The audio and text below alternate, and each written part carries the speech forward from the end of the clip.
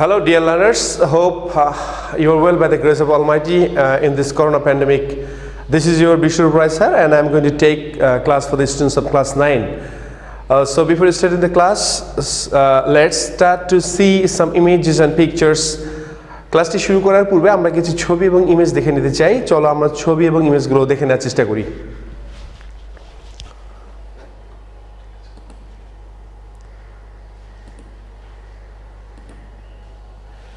তোমরা দেখতে পাচ্ছ স্ক্রিনে ইমেজ 1, ইমেজ 2,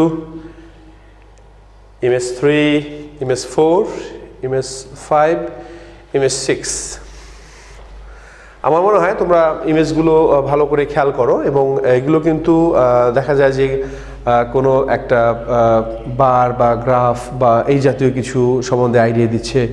এটা একটা চার্ট বা চার্ট এরকম কিছু। তো বেসিক্যালি ইমেজগুলো কি নিয়ে সেগুলো আমরা একটু দেখে নিই পরবর্তী স্লাইডে। সুপ্রিয় শিক্ষার্থী, আমার সঙ্গে তোমরা সবসময় ক্লাসে থাকবে আশা করছি, এবং যেহেতু এটা ভিডিও ক্লাস এবং ক্লাসটি Bogura YouTube BMSC Bogura official চ্যানেলে এটি প্রকাশিত হবে, সেজন্য তোমরা অবশ্যই ভিডিওটি পজ করে ক্লাসগুলো দেখার চেষ্টা করবে। চলো পরবর্তী স্লাইডে দেখি আসলে এই ইমেজগুলো আসলে কি নিয়েছিল।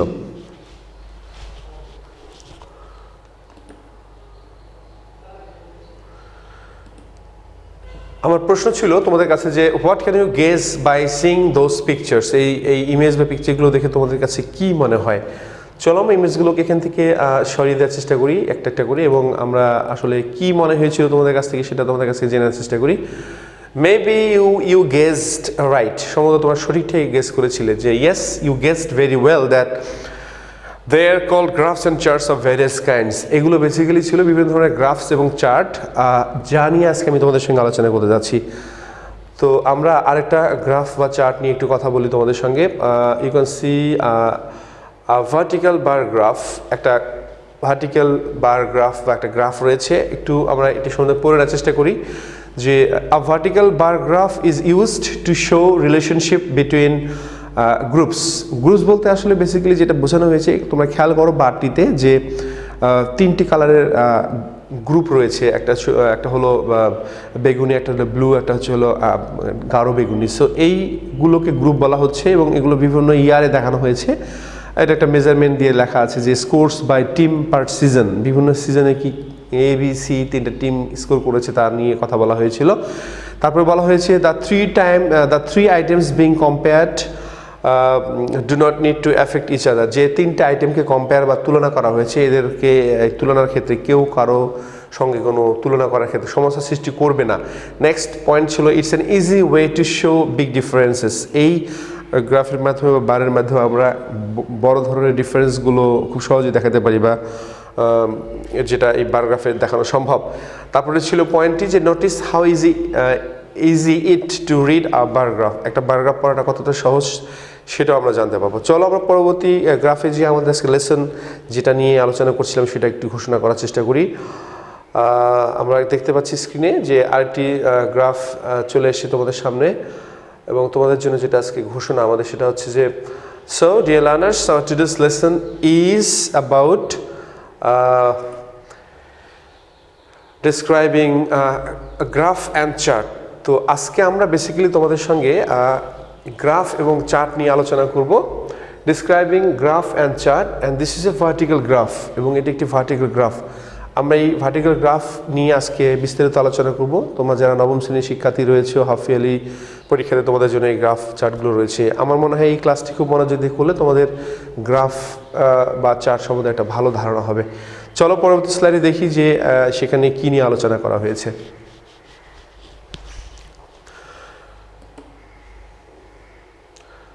পরবর্তী স্লাইডে যদি খেয়াল করো, সেখান থেকে আমরা এই আজকের পাঠের লার্নিং আউটকামসগুলো একটু জেনে নেওয়ার চেষ্টা করি, এবং লার্নিং আউটকামসগুলো এক এক করে পড়ার চেষ্টা করি। By the end of the lesson you will be able to define graphs and charts.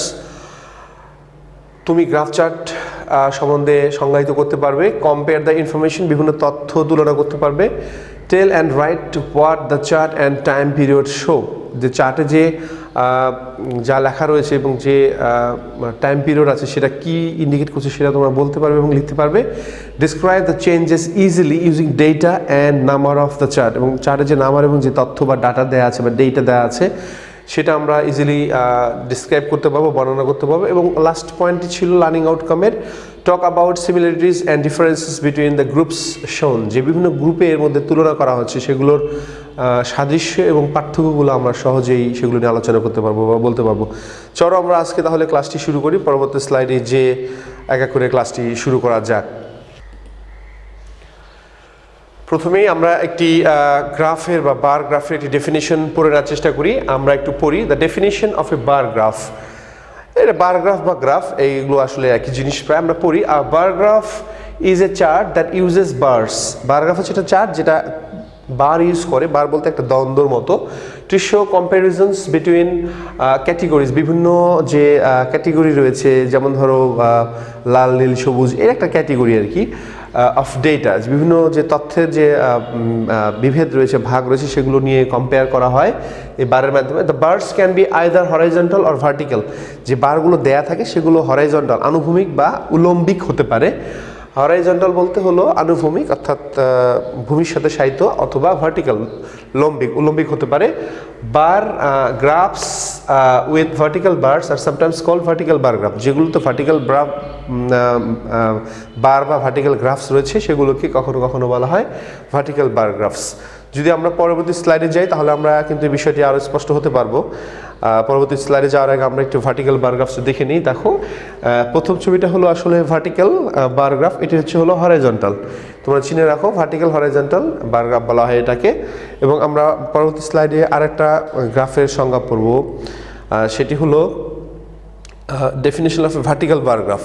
Vertical bar গ্রাফের সংজ্ঞাটা এরকম যে a graph that usually visually displays data using vertical bars. আমরা একটু আগে দেখেছি ভার্টিক্যাল বার বলতে উলম্বিক যে দ্বন্দ্বগুলো, going up from the bottom, যেটা বটম থেকে নিচ থেকে শুরু করে উপর দিকে চলে যায়।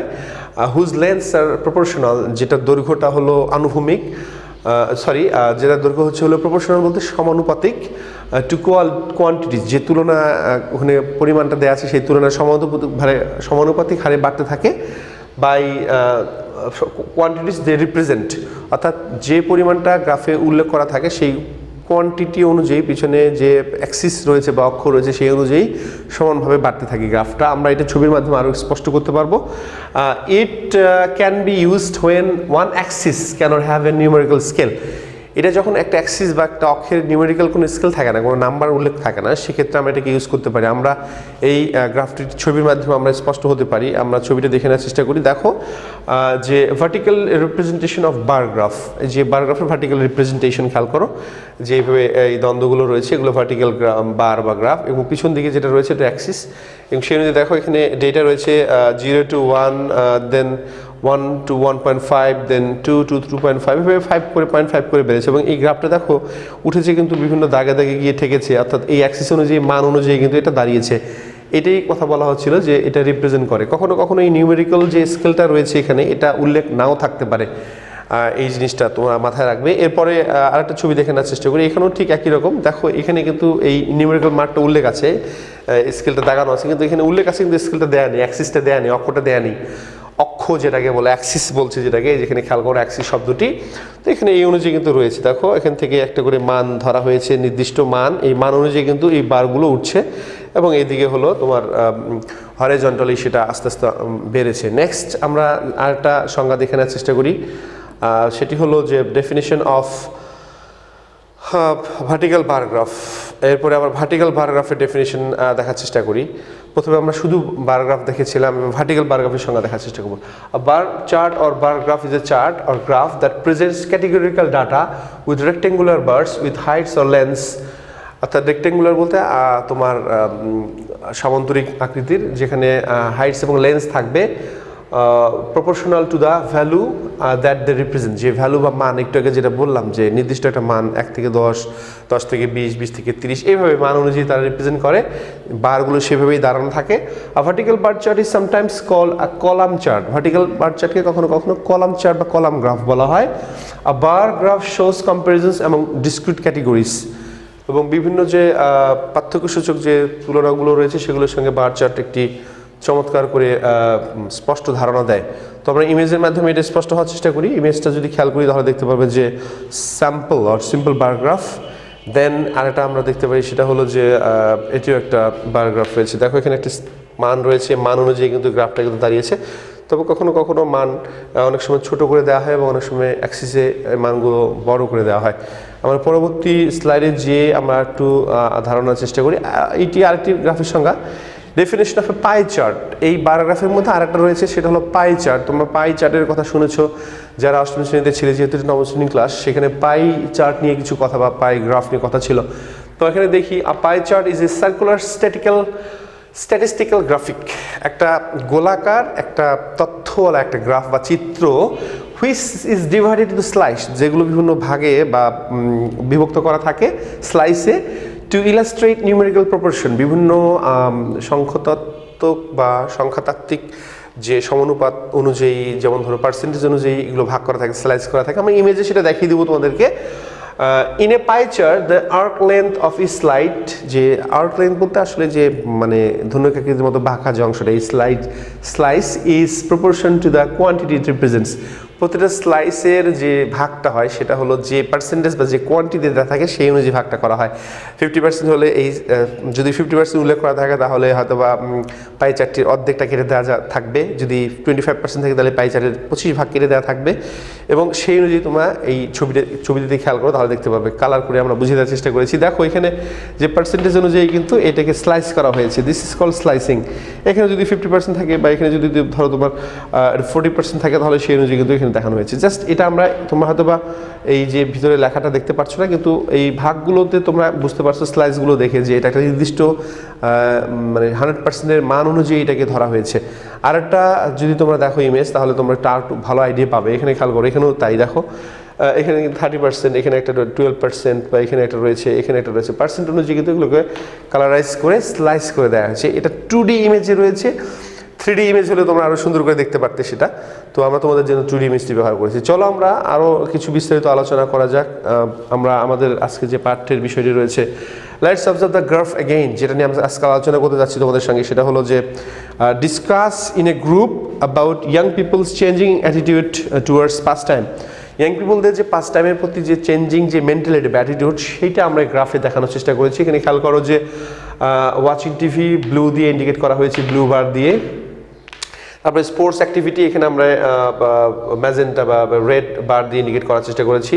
দেন রয়েছে অনলাইন অ্যাক্টিভিটি, যেগুলো আমরা ইয়েলোইশ বার দিয়ে বোঝানোর চেষ্টা করেছি। এবং এখানে কিন্তু দেখো ভ্যালু উল্লেখ করা আছে, প্রতিটার উপরে কিন্তু ভ্যালু উল্লেখ করা আছে। এবার এখানে নির্দিষ্ট একটা অ্যাক্সিস দেখে দেওয়া আছে এবং এই অ্যাক্সিস থেকে অ্যাক্সিস একটা নির্দিষ্ট ভ্যালু রয়েছে। এই ভ্যালু অনুযায়ী আজকে আমাদের সঙ্গে তোমরা কানেক্টেড থাকবে এবং আমরা এইটা নিয়ে বিস্তারিত আলোচনা করতে যাচ্ছি। পরবর্তী স্লাইডে দেখা যাক এই বার গ্রাফটাকে বা এই কলাম গ্রাফটাকে আমরা অ্যানালাইজ করবো আজকে। তো যদি আমরা খেয়াল করি এই গ্রাফটি, তাহলে তোমরা দেখতে পারবে গ্রাফের নির্দিষ্ট কিছু পয়েন্টস রয়েছে। আমরা সেগুলো সবগুলো দেখে নেওয়ার চেষ্টা করি। এখানে খেয়াল করো যে এই গ্রাফটি কিন্তু বিশেষ একটা ইন্ডিকেশন এখানে রয়েছে। খেয়াল করো যে যদি গ্রাফটিকে অ্যানালাইসিস করি 2000 থেকে 2010, দেন 2010 to 2015, এখানে খেয়াল করো যে 10 ইয়ার্স অফ ইন্টারভেলস। প্রথম যে টাইম স্প্যান এটা 10 বছর ছিল, পরে টাইম স্প্যান ছিল 5 ইয়ার্স। এবং এরিয়া অফ ইন্টারেস্ট, এখানে ছাত্রদের আমরা শুরুতেই বলেছিলাম স্টুডেন্টের changing attitude two pass time, ছাত্রদের বিভিন্ন ক্যাটেগরিতে ইন্টারেস্ট, এখানে আমরা এরিয়াটাকে উল্লেখ করেছি, যেগুলো আমরা রেড বার দিয়ে ব্লক করে তোমাদের বোঝার চেষ্টা করেছি। এবং মান ধরা হয়েছে 0 to 60%। তার মধ্যে স্টুডেন্টের যে তাদের চেঞ্জিং যে মানসিকতা সেটা ওঠানামা করছে এবং সেখানে আমরা সেটা কিন্তু মানটাকে উল্লেখ করেছি এবং ইন্টারভেলকে ইউজ করেছি। আমরা আজকে এটা নিয়ে এক্সপ্লোর করে পুরো স্লাইডটিকে তোমাদের সঙ্গে আলোচনা করে বুঝে দেওয়ার চেষ্টা করবো। চলো পরবর্তী আমরা এখানে দেখার চেষ্টা করি। দেখো মানগুলো কি রয়েছে, এখানে আমরা মানগুলো বুঝি। যদি একটা একটা করে মান আমরা দেখতে থাকি তাহলে দেখতে পারবো যে কিভাবে এটা এখানে হয়েছে। দেখো খেয়াল করে এখানে যে বিভিন্ন সালে ওয়াচিং টিভি 41% 2000 সালে, ওয়াচিং টিভি 48% 2010, ওয়াচিং টিভি 52% 2015। বিভিন্ন সালে এইটাকে ওয়াচিং টিভি ইন্ডিকেশন দেওয়া হয়েছে, শুরুতে তোমাদেরকে বলেছিলাম।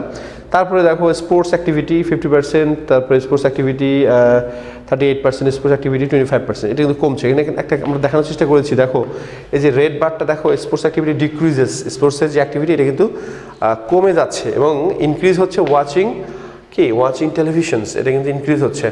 পরবর্তী স্লাইডে এই বিষয়টা আমরা আরও একটু অন্য একটা যে ক্যাটেগরি রয়েছে সেই ক্যাটেগরি সম্বন্ধে জানতে পারবো।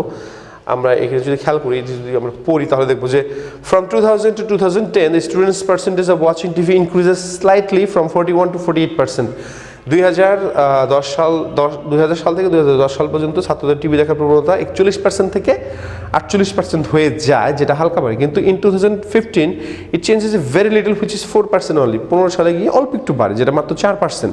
অন দ্য আদার হ্যান্ড, অন্যদিকে the percentage of playing games and sports started to decrease very drastically from 50% to 38%। খুব খারাপভাবে এই যে খেলাধুলার প্রবণতাটা মাত্র 50% থেকে 38% দ্রুত চলে আসে, এবং দেন ইট শকিংলি ড্রপ টু 25% 2015। এবং এটা ভয়ানকভাবে দেখো ডাউন করেছে কত 2015 সালে, এটা মাত্র 25% এসেছে। তার মানে কি 15 বছর ডিস্টেন্সে 50%-এর খেলাধুলার প্রবণতাটাকে নেমে মাত্র 25% চলে এসছে। আমরা পরবর্তী স্লাইডে যে আরেকটি যে গ্রুপ রয়েছে ক্যাটেগরি, সেটা নিয়ে আলোচনা করি। এখানে খেয়াল করো তোমরা যে এখানে অনলাইন অ্যাক্টিভিটি ছিল, এখানে পার্সেন্টেজ আমরা বোঝানোর চেষ্টা করেছি যে অনলাইন অ্যাক্টিভিটি কিন্তু ইনক্রিজ হচ্ছিল। দেখো 9% 2000 সালে, অনলাইন অ্যাক্টিভিটি 14%, অলমোস্ট ডাবল। এটা ছিল 2010 সালে, এবং 5 বছর পর কিন্তু সেটা ছিল মাত্র 23%। মাত্র বলবো না, বেশ 23%। এটা কিন্তু গ্র্যাজুয়ালি ডেভেলপিং। আমরা যদি গ্রাফিক্যাল প্যাটার্নে এটা দেখাই তাহলে দেখবে যে এখানে খেয়াল করো যে online activity is increasing, it increases. এবং এর যদি অ্যানালাইটিক্যাল ব্যাখ্যাটা আমরা দিই তাহলে দেখতে পারবো যে again in 2000 to 2010 the students percentage of online activity increases sharply. তারপরে ব্যাপকভাবে বেড়েছে, কিন্তু ভয়ানকভাবে ঊর্ধ্বগতি এটা, হ্যাঁ, শার্পলি from 9% to 18%, যেটা 9% থেকে 14%, and then in 2018 it continues to rise steadily which goes to 23%। এবং 2015 সালে অর্থাৎ 5 বছর পর এটা বেশ শক্তিশালীভাবে বেড়ে যাচ্ছিল, স্টেডিলি থেমে থেমে বাড়ছিল, এবং যেটা গিয়ে থেকেছে 23%। এখানে আসলে 80%, এটা 14% আমরা মানটাকে ধরে নিয়েছি, 14% এটাকে তোমরা ধরে নিয়ে বোঝার চেষ্টা করবে। নেক্সট স্লাইডে আমরা যাই, যে আমরা এই যে বার গ্রাফগুলো করার জন্য যে বক্সগুলো আমরা ইউজ করেছি, এখানে খেয়াল করো যে নির্দিষ্ট মান রয়েছে। এখানে দেখো আস্তে আস্তে রাইজ হচ্ছে, এখানে দেখো অল্প অল্প করে বাড়ছে, এখানে ধাপে ধাপে বাড়ছে, এখানে ডাউন। তো এগুলো আসলে কোনটার মান কি আমরা সেটা বোঝার চেষ্টা করি তোমাদের সঙ্গে। এখানে খেয়াল করো যে আর শার্প রাইজ, দেন স্লাইটলি রাইজিং, দেন স্টেডি রাইজিং, দেন শার্প ফল, এটাকে বলা হয় স্লাইটলি ডিক্রিজিং, দেন স্টেডি ফলিং, দেন নো চেঞ্জ, দেন ফ্লাকচুয়েট। তো আমরা যদি সবগুলো তোমাদেরকে বলি তাহলে দেখতে পারবো যে আর শার্প চেঞ্জ, আর শার্প রাইজ হলো যে দেখো অল্পতে যাচ্ছিল, হঠাৎ করে অনেক বেড়ে গিয়েছে। এই ধরনের সিচুয়েশনে আমরা যে শব্দটা ইউজ করবো বার চার্ট করার জন্য, সেই শব্দটাকে বলা হচ্ছে শার্প রাইজ। দেন যদি হালকা হালকা করে বাড়তে থাকে তাহলে স্লাইটলি রাইজ, অল্প অল্প করে বাড়ছে। যদি মানে নির্দিষ্ট একটা ভালোভাবে বেশ শক্তি নিয়ে বাড়তে থাকে সেটাকে বলবো আমরা স্টেডি রাইজিং। তারপরে খুব বাজে অবস্থায় যদি কোনো মান পতিত হয় বা নেমে যায় গ্রাফ থেকে, সেটাকে বলবো শার্প ফল। দেন আমরা যদি দেখতে পাই স্লাইটলি ডিক্রিজিং, হালকা হালকা করে কমছে, স্টেডি ফলিং, পড়ে যাচ্ছে, কমে যাচ্ছে মান, সেটা কিন্তু নির্দিষ্ট মান 10, 20, 30 এভাবে পড়ে যাচ্ছে, হ্যাঁ। এরপরে দেখো নো চেঞ্জ, এখানে দেখো সেম রয়েছে মানগুলো, বারের মানগুলো বা গ্রাফের মানগুলো সেম, এগুলো নো চেঞ্জ। দেন ফ্লাকচুয়েট আসলে basically fluctuate means up and down, this goes on. এবং এখানে খেয়াল করো এটা down, then up, then down, up down করে যে রেখে যায়, এটা ফ্লাকচুয়েট মানে উঠানামা করা বা আপস অ্যান্ড ডাউনস। পরবর্তী স্লাইডে আমরা তোমাদেরকে আর একটু আলোচনা করার চেষ্টা করি যে এগুলো আসলে কিভাবে পড়তে হবে। তো rules of describing grasp and charts, অর্থাৎ গ্রাফ চার্টের কিছু নির্দিষ্ট রুলস রয়েছে কিভাবে তুমি লিখবে পরীক্ষা খাতায়, সেগুলো নিয়ে আমরা আজকে বিস্তারিত আলোচনা করব। তো প্রথমে দেখে নিই definition of graph and chart. এটা সাধারণ একটা সংজ্ঞা যে the figure or picture that helps to present a definite surveyed information, একটা ছবি বা একটা চিত্র যেটা সাহায্য করে নির্দিষ্ট কোনো তথ্য বা জরিপের উপর বা ডাটাকে লিখার মাধ্যমে উপস্থাপন করতে সাহায্য করে, সেইটাকেই বলা হয়, বা লিখে বা প্রজেকশনের মাধ্যমে, যেটা আমরা তোমাদেরকে দেখাচ্ছি প্রজেকশন করে, এইভাবে যেটা উপস্থাপন করতে সাহায্য করে তাকে বলা হয় হলো নর্মালি গ্রাফ বা চার্ট। তো আমরা এইখানে কিছু নিয়ম রয়েছে বার চার্ট লেখার, যে আমরা এখানে পয়েন্টসগুলো পড়ে নিই। যে while writing generally graph or chart has 5 points or parts to follow. যখন লিখবে গ্রাফ চার্ট তুমি, তখন এর সাধারণত 5টা পয়েন্ট বা 5টা অংশ রয়েছে। They are given and illustrated below, সেগুলো আমরা নিচে আলোচনা করছি। আমরা যদি খেয়াল করি তাহলে দেখতে পাবো পয়েন্টগুলো। পার্ট 1 আমরা একটু দেখে নিই যে পয়েন্টগুলো কি। পার্ট 1-এ কী করা হয়? পার্ট 1 হচ্ছে যে ইটস এ ইন্ট্রোডাক্টরি সেন্টেন্স, এই পার্ট 1-এ লেখা হয় in this part and it start like. এবং এই যে তুমি গ্রাফ চার্ট যখন বর্ণনা করবে পার্ট 1-এ, তো এই পার্ট 1টার তুমি যখন গ্রাফ চার্টের স্টার্টিং করতে যাবে এভাবে শুরু করতে পারো যে দ্য গ্রাফ অথবা চার্ট, হ্যাঁ, শোজ অথবা রিপ্রেজেন্টস অথবা ইন্ডিকেটস অথবা হাইলাইটস অথবা প্রোভাইডস অথবা গিভস দ্য কম্পেয়ার্স। এইভাবে তুমি সেন্টেন্স দিয়ে শুরু করবে। এর পরবর্তী পার্ট 2 আমরা দেখে নেওয়ার চেষ্টা করি। পার্ট 2 তে কি বলা হয়েছে? পার্ট 2 হচ্ছে যে in this part a general comment is made written on the main trend of the graph chart. এই অংশে গ্রাফ চার্টের যে মেইন ট্রেন্ড রয়েছে, অর্থাৎ প্রধান ধারা বা প্রধান যে কি বলবো প্রবণতা রয়েছে, একটা তো গ্রাফ চার্টের নির্দিষ্ট একটা প্রবণতা থাকে, এই প্রবণতাটার উপর তুমি কয়েকটা কমেন্ট করতে পারো, কিছু কথা লিখতে পারো যে এখানে এই প্রবণতা দেখা যাচ্ছে। আমরা অবশ্য পরবর্তীতে তোমাদেরকে এটা নিয়ে ডিটেলস বলে দেবো পরবর্তী স্লাইডে কীভাবে ধারাটা চেঞ্জ হয়। পার্ট 3-তে যদি আমরা যাই, এখানে আমরা দেখতে পারবো যে in this part analysis of other Trends, অন্যান্য যে একটা গ্রাফে তো অন্যান্য কিছু প্রবণতা বা ধারা থাকে, সেগুলো আমরা সেখানে অবশ্যই বর্ণনা করব। ইফ নেসেসারি, যদি প্রয়োজন হয়, compare and contrast of the Trends have to be written. যে প্রবণতাগুলো রয়েছে একটা গ্রাফে, উত্থান পতন, হঠাৎ করে ফল, হঠাৎ করে আপ, এইগুলো আমরা এখানে উল্লেখ করতে পারি। নেক্সট আমরা চলে যাব পার্ট 4-এ।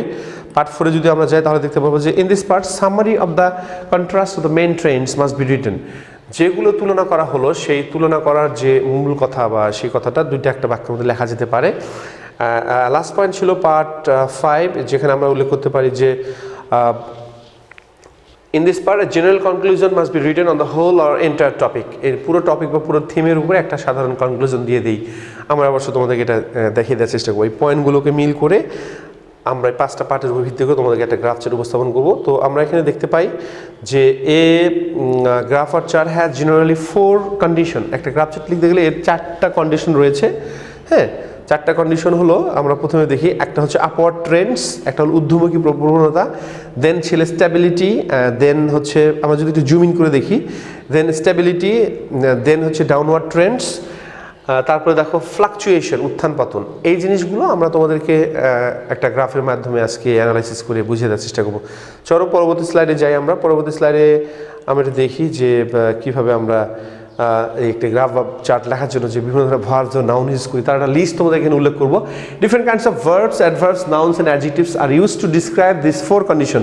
যে 4টা কন্ডিশনের কথা বললাম তোমাদেরকে, যে upward tendency, downward tendency, then stability, then লাস্টে রয়েছিল তোমার কি বলবো কনক্লুশন বা যেটাকে বলি আমরা রাইজ, আপ, ফল, ফ্লাকচুয়েশন। এই জিনিসগুলো তোমরা লিখতে গেলে কিছু ভার্বস বা কিছু অ্যাডজেক্টিভস বা কিছু নাউন বা অ্যাডভার্বে হেল্প নিতে হয়।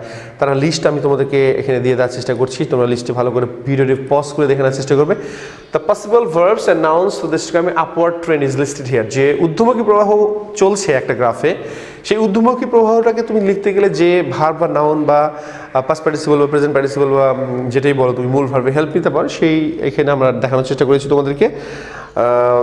As this is a YouTube video, this video will go online for you for the students of BMSC Bogura.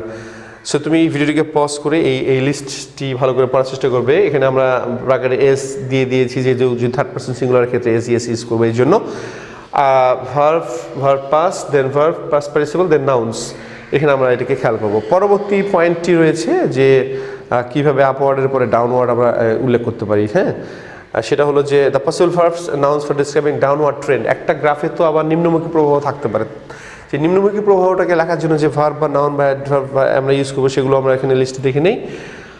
এখানে খেয়াল করো, এটি একটি ডাউনওয়ার্ড টেন্ডেন্সি লেখার জন্য আমাদের goes down, went down, gone down, হ্যাঁ, falls to, fell to, fall into, a fall. এইভাবে আমরা কিন্তু উল্লেখ করেছি তোমাদের জন্য। আমি সব করছি না, তোমরা ভিডিওটি পজ করে সুন্দর করে এগুলো দেখে নেবে এবং আশা করি তোমরা তখন এটাকে ভালোভাবে বুঝতে পারবে। দেন তোমরা এখানে খেয়াল করো, পরবর্তী আরেকটি টেন্ডেন্সি লেখার জন্য যে ভার্বসগুলো হেল্প নিতে হয়। একটা গ্রাফ বা চার্টে যে স্ট্যাবিলিটি থাকে, সেই স্ট্যাবিলিটিকে উল্লেখ করার জন্য আরও কিছু ভার্বস বা অ্যাডজেক্টিভ বা নাউন উল্লেখ করতে হয়, সেটা আমরা এখানে উল্লেখ করেছি। তোমরা ভিডিওটি পজ করে এটি দেখে নাও। আমি দু একটা পড়ছি, যেমন রিমেইন স্টেবল অ্যাট, হ্যাঁ, levels out, remain steady, remains unchanged, হ্যাঁ, মেনটেন সেম লেভেল অ্যাট। এই জিনিসগুলো আমরা এখানে ইউজ করে থাকি। নেক্সট ছিল পয়েন্ট যেটি আমাকে যেটিকে বলছি ফ্লাকচুয়েশন। এই ফ্লাকচুয়েশন লেখার জন্য যে ভার্বসগুলো আমরা ইউজ করি, এটা অল্প পরিমাণে রয়েছে এখানে। Fluctuates, vary, swings, oscillate, alter round. এই ভার্বগুলো দিয়ে আমরা একটা গ্রাফের যে ঊর্ধ্বমুখী বা নিম্নমুখী যে প্রবণতা, এটাকে দেখানোর জন্য আমরা এই ভার্বসগুলো ইউজ করি। এবং এই পরবর্তীতে আমরা দেখতে পারবো ডিটেলস অ্যানালাইসিস। এবার আমরা দেখব যে চারটা কন্ডিশনকে যে কনক্লুশন করার জন্য যে বিভিন্ন ধরনের ভার্ব বা নাউন ইউজ করতে, আমরা যদি জুম ইন করে দেখি তাহলে আমরা দেখতে পারবো যে ড্রামাটিক, মূল শব্দ dramatic, the adjective dramatic, then dramatically, তারপর শার্প, শার্পলি, অ্যাব্রাপ্ট, অ্যাব্রাপ্টলি। কোনো কিছুকে কনক্লুড করতে গেলে বা কোনো গ্রাফ চার্টের কোনো বিষয়কে কনক্লুড করতে গেলে আমরা এই ধরনের যে কোনো মন্তব্য, মানে ঊর্ধ্বমুখী প্রবাহ হোক বা নিম্নমুখী প্রবাহ হোক, এগুলোকে যদি আমরা এই পর্যন্ত আমরা জুম করলে দেখতে পারবো, এখান থেকে এই পর্যন্ত জুম করলে দেখতে পারবো যে এখানে সেই প্রবণতাগুলো লেখার জন্য অ্যাডজেক্টিভ বা অ্যাডভার্বের ব্যবহার তোমাদের দেয়া রয়েছে। তোমরা ভিডিওটি পজ করে অবশ্যই এটা দেখে নেবে এবং সে অনুযায়ী ভাষায় প্র্যাকটিস করার চেষ্টা করবে। তো আমরা এবার চলে যাই আমাদের যে নির্ধারিত গ্রাফটি রয়েছে সেগুলোর অ্যানালাইসিসে। নোটিস দ্য চেঞ্জ, যে চেঞ্জগুলো আমরা এই গ্রাফে দেখতে পাই। খেয়াল করো এখানে তিনটা গ্রুপ করেছি আমরা এবং গ্রুপগুলোতে আমরা তোমাদেরকে দেখাই যে কোনটাকে কি বলা হয়। যে ফার্স্ট খেয়াল করো যে প্রেজেন্ট সিচুয়েশন, একে বলা হয় বর্তমান অবস্থা। এটাই দেখো, এই প্রেজেন্ট সিচুয়েশন থেকে এইটা এখানে চলে এসছে। যদি এটা ধর 2000 সাল হয়, 2010, 2020, তাহলে দেখো যে এটাকে গ্রেট ফল বলবো, কারণ খুব মাত্রাটা খুব বেশি পরিমাণে নেমে গিয়েছে। এটাকে আমরা দেখানোর চেষ্টা করি। যদি আমরা জুম ইন করি তাহলে দেখতে পাবে তুলনাটা। এভাবে আমরা জুম ইন করে দেখতে থাকবো। এরপরে দেখো এটাকে আবার সারপ্রাইজ বলবো। দেখো এই তিনটা যদি খেয়াল করো, তিনটা যে কালার একই মান, এই তিনটাকে যদি আমরা 3 সালে খেয়াল করি তাহলে দেখো it's a present situation, it's a sharp rise, it's a great fall and it's a sharp rise. এভাবে কিন্তু আমরা শব্দগুলো ইউজ করতে পারি বিভিন্ন সময় বর্ণনার ক্ষেত্রে। এরপরে আমরা দেখতে পারি তোমাদের পরবর্তী অবস্থাটা। দেখো এখানে বলবো এটা প্রেজেন্ট সিচুয়েশন ব্লু বারের, তারপর হচ্ছে শার্প রাইজ। এটা কিন্তু হঠাৎ করে দেখো ব্লু বারটা অনেক দূর উপরে উঠে গিয়েছে, শার্প রাইজিং বেশ ঊর্ধ্বমুখী রয়েছে। এরপরে দেখো এখানে গ্রেট ফল, এখানে শুরুতে বেশ বেড়েছে আবার ধাপাস করে পড়ে গিয়েছে, এটাকে বলা হয় ধপাস করে পড়ে যাওয়া, গ্রেট ফল আর কি আমরা বলবো এই মানটাকে। এরপরে চলে আসবো আমরা প্রেজেন্ট পজিশন 3 নম্বর বারটির অবস্থা। এরপরে দেখো নো চেঞ্জ, রিমেইন সেম। প্রায় দেখো এইটা এবং এটা প্রায় সেম আছে, মান প্রায় কাছাকাছি দুটো, হ্যাঁ এইটা এবং এটা, অর্থাৎ থার্ড বার প্রায় সেম রয়েছে। নো চেঞ্জ বা রিমেইন লেভেল একই রয়েছে। আমি একটু যদি হালকা করে বাড়ে সেক্ষেত্রে আমরা এটাকে কি বলতে পারি যে গ্র্যাজুয়ালি রাইজিং, এটা ধীরে ধীরে বাড়ছে। কারণ ফার্স্টে একটা অবস্থা, তারপরে নো চেঞ্জ, তারপরে বাড়ার প্রবণতাকে নো চেঞ্জ বলা হয়। আমরা এটাকে এইভাবে ইন্ডিকেট করতে পারি, লেখার সময় এই প্রবণতাগুলো আমরা ইউজ করতে পারি। আমরা যদি নেক্সট স্লাইডে যাই তাহলে দেখতে পারবো নেক্সট স্লাইড কি বলছে যে আরও কিছু ভার্বের আমরা হেল্প নিতে পারি। যে for your better assistance you can use this words. তোমাদের বেটার অ্যাসিস্ট্যান্সের জন্য তোমরা এই শব্দগুলো ইউজ করতে পারো। আমরা স্ক্রিনে তোমাদের শব্দগুলো দিয়ে দিয়েছি, তোমরা এই ভিডিওটি পজ করে দেখে নেওয়ার চেষ্টা করো। একটু যদি জুম ইন করে দেখি তাহলে আমরা দেখতে পারবো যে এই ভার্বগুলো শো, অবজার্ভ, তারপরে observe, number of, percentage of, gradually, হ্যাঁ রেসপেক্টিভলি, ইনক্রেডিবলি, স্লাইটলি, স্টেডিলি বা স্টেডি, র্যাপিডলি, এগুলো বিভিন্ন ধরনের ভার্ব আমরা ইউজ করেছি গ্রাফের মান এবং গ্রাফের স্ট্যান্ডার্ড অনুযায়ী এবং এই বর্ণনা থেকে সঠিক করার জন্য। আমরা যদি পরবর্তী স্লাইডে যাই তাহলে দেখতে পারবো যে আমরা আজকের গ্রাফটিকে ডিটেলস অ্যানালাইসিস করব। তোমাদের জন্য পেয়ার ওয়ার্কস রয়েছে, পেয়ার ওয়ার্কসটা আমরা একটু করে নেওয়ার চেষ্টা করি। যে discuss in pair about the young people's changing attitude towards past time in different times. যে ইয়াং পিপলদের যে বিভিন্ন সময় যে পাস্ট টাইম চেঞ্জের প্রবণতা, এটা আমরা এই গ্রাফে তোমাদের মাধ্যমে আলোচনা করতে চাই। তো সেক্ষেত্রে আমরা চলে যাই পরবর্তী স্লাইডে। পরবর্তী স্লাইডে গিয়ে দেখতে পারবো যে আমরা গ্রাফটাকে কীভাবে অ্যানালাইজ করবো।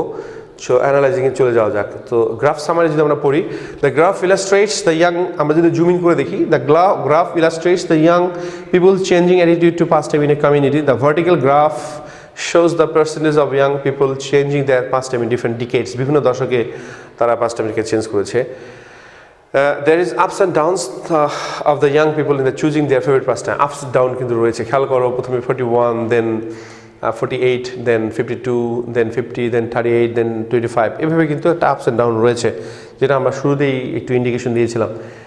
এর পরবর্তীতে আমরা যাই যে এখানে অ্যানালাইজ করে আর একটু যদি দেখি যে in 2000 the most interesting past time of the young people was sports. 2000 সালে সবচেয়ে ইন্টারেস্টিং পাস্ট টাইম ছিল ইয়াং পিপলদের জন্য স্পোর্টস। যদি জুম ইন করি তাহলে দেখতে পারবো যে এবং 50% ইউথ পারসিউড ইট, এটাকে বেশিরভাগ 50% যুবক বা ইয়াং ছেলেমেয়েরা এটাকে প্রাধান্য দিয়েছে। The second one is the list was watching TV and 41 young enjoyed this past time. দ্বিতীয় ধাপে ছিল 41% ইয়াং জেনারেশন। তোমরা ল্যাঙ্গুয়েজগুলো খেয়াল করবে ভালো করে। At the same time the only 9% young people was interested in online activity. তখন কিন্তু অনলাইন অ্যাক্টিভিটির প্রবণতা ছিল না। যদি আমরা পরবর্তীতে চলে যাই পরবর্তী স্লাইডে তাহলে দেখতে পারবো যে এটাকে কীভাবে ব্যাখ্যা করা হয়েছে। এখানেও গ্রাফটি অ্যানালাইজ চলছে। আমরা যদি একটু জুম ইন করে দেখি তাহলে দেখবো যে in 2010 48% young was interested in watching TV, while 38 was in sports, and at the same time the online users were rising and it was 41%. দেখো অনলাইন ইউজার কিন্তু বাড়ছে এবং একই সাথে কমছে কিন্তু দুটো জিনিসের কমার প্রবণতা রয়েছে এবং দুটো জিনিসের ঊর্ধ্বমুখী প্রভাব এবং একটা জিনিসের নিম্নমুখী প্রভাব রয়েছে। নিম্নমুখী প্রভাব হচ্ছে যে গেমস অ্যান্ড স্পোর্টস, এবং ঊর্ধ্বমুখী প্রভাবটা ছিল যেটাকে রাইজিং বলছি বা আপওয়ার্ড ট্রেন্ড বলছি, সেটা হলো watching TV and online activity. এটা কিন্তু আপওয়ার্ড, এবং ডাউনওয়ার্ড ছিল সেটা হলো প্লেইং গেমস অ্যান্ড স্পোর্টস, যেটা আমরা এখানে কিন্তু উল্লেখ করেছি যে only 25% young people use to spend there time in sports and the interest drastically shifted to online activity, এবং ইন্টারেস্টটা আমাদের স্পোর্টস ইন্টারেস্টটা চলে যায় অনলাইন অ্যাক্টিভিটির দিকে। পরবর্তী স্লাইডে যদি আমরা যাই তাহলে দেখতে পারবো যে এইটার যে সামারিটা আমরা লিখেছি সেই অ্যানালাইজটা শেষের দিকে চলে এসেছি আমরা অ্যানালাইজের, যে ইন 2015 এবার প্রথমে 10 সাল, তারপরে 2000 সাল, তারপর 2010 সাল এবং 2015 সাল অ্যানালাইসিস যদি করি, যে 23% young people enjoyed online activity which was nearly 3 times more than the year 2000। মানে 2000 সালের তুলনায় 2015 সালে অনলাইন অ্যাক্টিভিটি প্রায় 3 গুণ। দেখো 9% থেকে 23%, প্রায় 27, প্রায় 3 গুণের কাছাকাছি। হ্যাঁ, so from the graph we can easily say that, এটা একটা কনক্লুডেটরি বাক্য, কনক্লুশন একটা বাক্য, বা সেটা বলতে পারি যে you can say that young people are gradually becoming addicted to online activity which is really alarming, খুবই অ্যালার্মিং। তাদের ফিজিক্যাল লেবার তারা দিচ্ছে না, অনলাইনে অ্যাক্টিভিটিতে চলে যাচ্ছে। আমরা পরবর্তী স্লাইডে চলে যাই, এটা সামারিটা করে নেওয়ার চেষ্টা করি আরেকবার। যে সাম আপ যদি করি আমরা এই গ্রাফটাকে, তাহলে দেখতে পাবো যে Das we can see a clear upward trend in the percentage of watching television, যেটা আমি শুরুতে বলেছিলাম যে ক্লিয়ার আপওয়ার্ড ট্রেন্ড, অর্থাৎ ঊর্ধ্বমুখী প্রভাব রয়েছে টেলিভিশন দেখার ক্ষেত্রে এবং অনলাইন অ্যাক্টিভিটির ক্ষেত্রে। অন দ্য আদার হ্যান্ড, অন্যদিকে the percentage of sports activity has badly decreased, খুব বাজেভাবে এটা পতিত হয়েছে, ব্যাডলি ফলেন বা ফল টু আমরা দেখতে পেয়েছি এখানে। এরপরে আমরা চলে যাই পরবর্তী স্লাইডে। পুরো গ্রাফটিকে যদি আমরা সামারাইজ করি, আমরা যে গ্রাফটিকে তোমাদের সামনে সামারাইজ করেছিলাম তার ডিটেল সামারিটা এরকম, the entire summary of the graph is like this. আমরা যদি জুম করে দেখি তাহলে পুরোটাই আমরা দেখতে পাবো যেটা আমরা আলোচনা করেছিলাম। পুরোটি ভিডিওটি পজ করে এই গ্রাফটির ব্যাখ্যাটা, ভাষাগুলো লেখে নেওয়ার চেষ্টা করবে।